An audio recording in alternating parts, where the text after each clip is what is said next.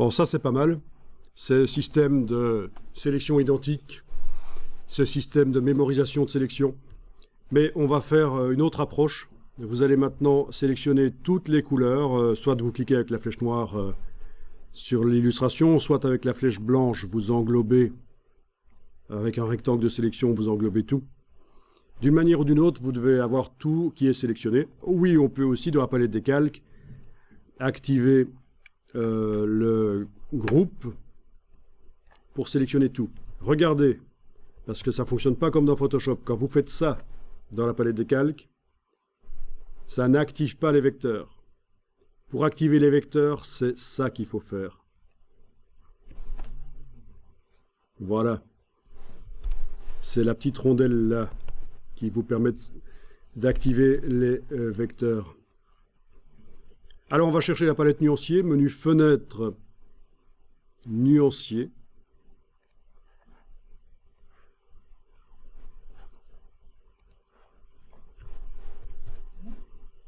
Dans le menu de la palette nuancier,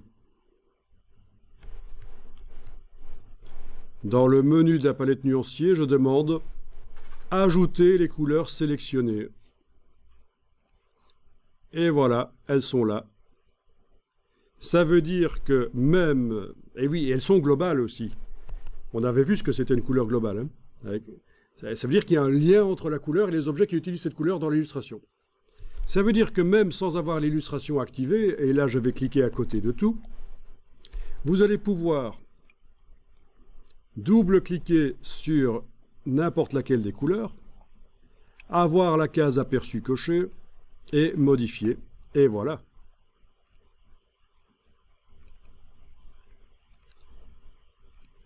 Ça modifie. Donc c'est une autre approche. La première qu'on a vue est intéressante parce qu'elle permet de comprendre Illustrator. Et celle-ci est intéressante aussi. Alors je vais quand même demander des échantillons un peu plus grands dans le nuancier parce que là c'est quand même rikiki. Affichage par grande vignette. Voilà. Dans le menu de la palette nuancier, affichage par grande vignette. N'oubliez pas de cocher la case aperçue quand vous allez modifier ces choses-là. Bon, c'est là qu'on se rend compte qu'il ne faut pas faire des illustrations avec trop de couleurs.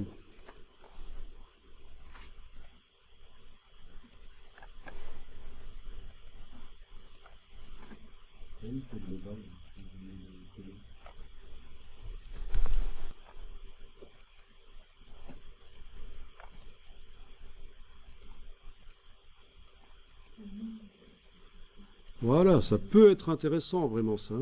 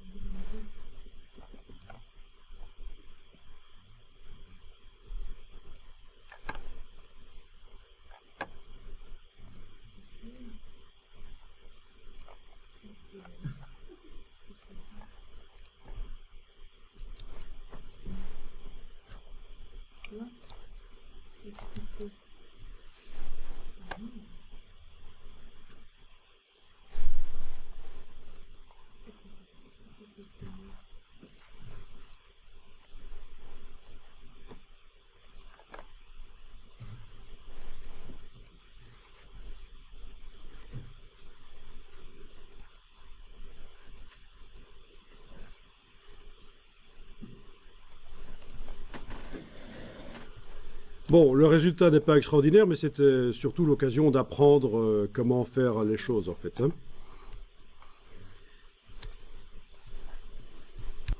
Il y a plein d'autres choses qui peuvent être vues, parce qu'on peut encore modifier les vecteurs, malgré tout, avec certains filtres.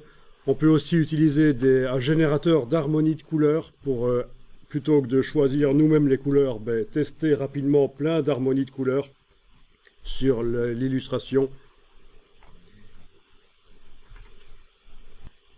Ce qui est intéressant, c'est que vous pouvez démarrer d'un dessin ou d'une photo et générer du graphisme et vraiment contrôler l'aspect, la quantité de détails, les couleurs.